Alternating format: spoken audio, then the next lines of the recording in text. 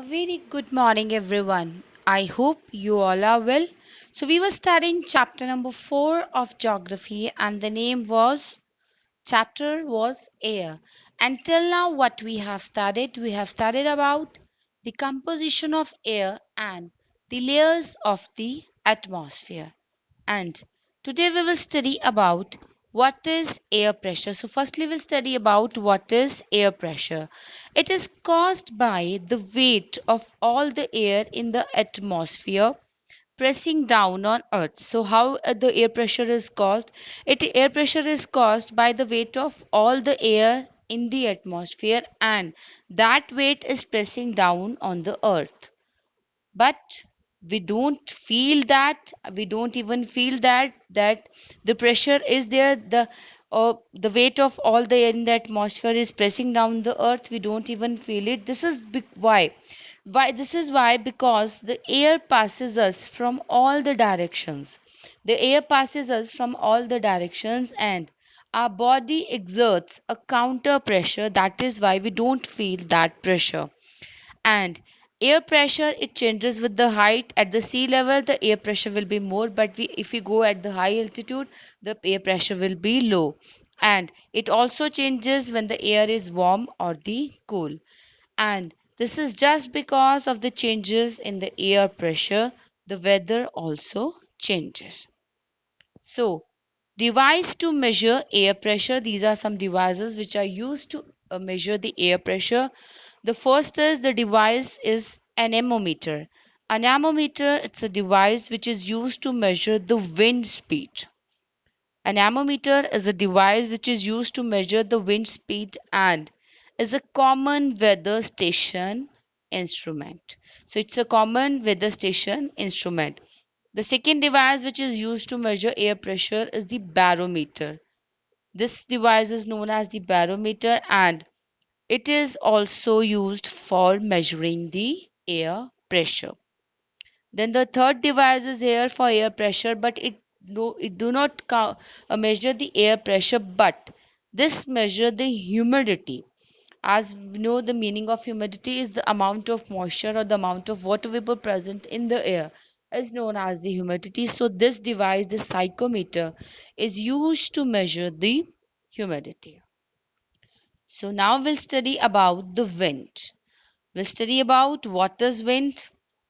Movement of air from high pressure area to the low pressure area is called the wind. So, when the movement of air is there, when the air passes from high pressure area to the low pressure area, or from the low pressure area to the high pressure area, this is called as the movement of air. Usually, the air it passes through the from the high pressure area to the low pressure area. So, the three types of winds are there: permanent wind, seasonal wind, and third is local wind.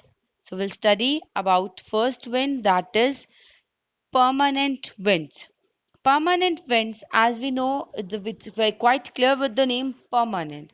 Permanent means these winds blow constantly, permanently throughout the year in a particular direction. So, what is the meaning of permanent winds? That means they are permanent, they are blowing constantly or permanently throughout the year, and even their direction is also particular, they don't change their directions.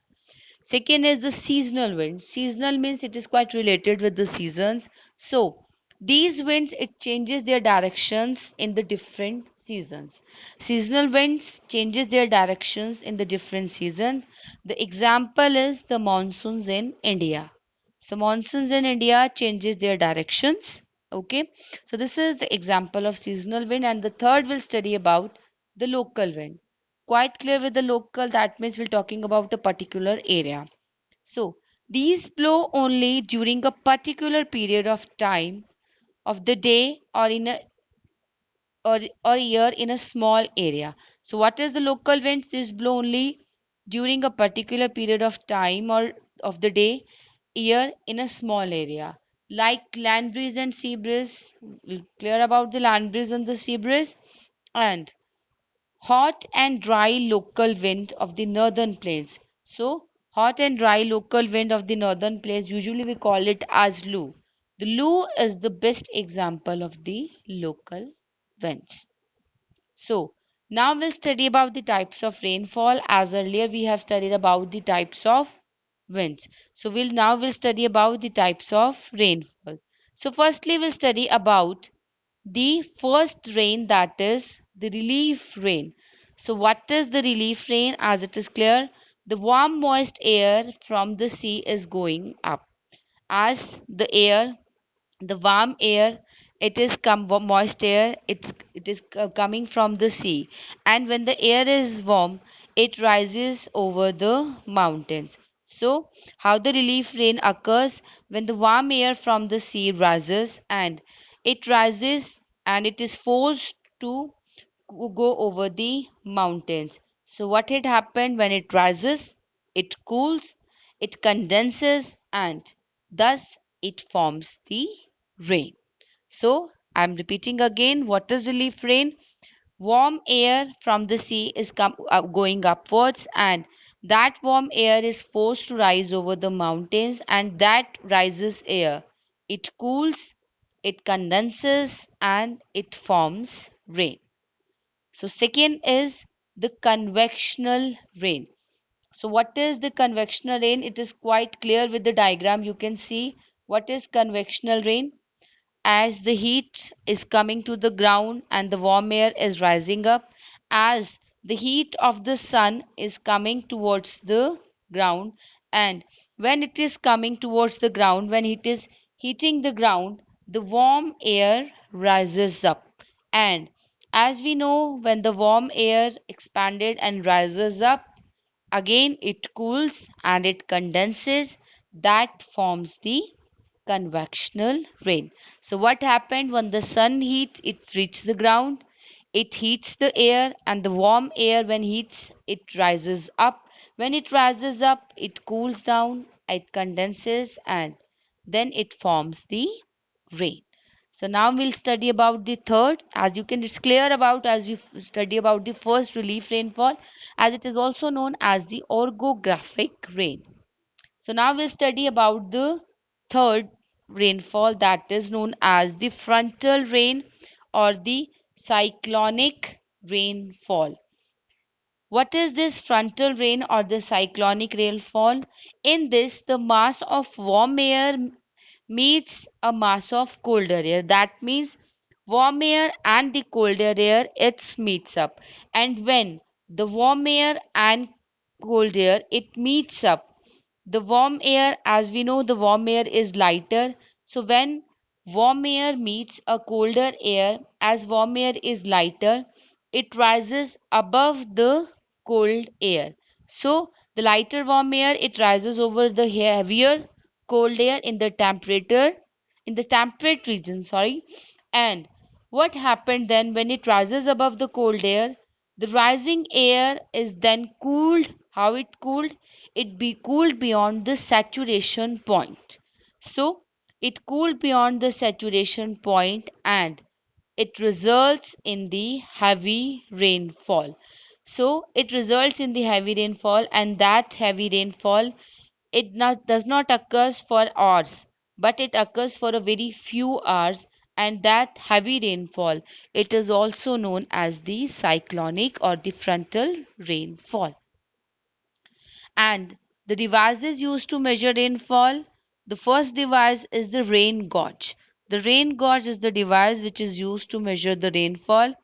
The second is device is the thermometer. As we know, we'll use the thermometer for for measuring our temperature, or measuring the temperature of oven or food. The temperature will need, but it is sometimes it is also used for measuring the rainfall.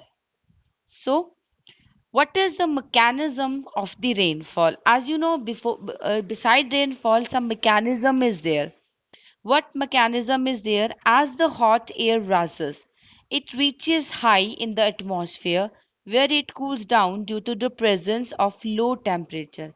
As we have studied in the three rainfalls also, as the warm air rises up, it cools down, it condenses, and it results into the rainfall, because the when it rises up, the temperature is low, so it cools down at it condenses and results to rainfall. The water vapors in the air, it condenses into a tiny droplets. What happened then? When it cools down, at that time the water vapors of the air, it condenses, and it condenses. How it condenses into the a very tiny droplets.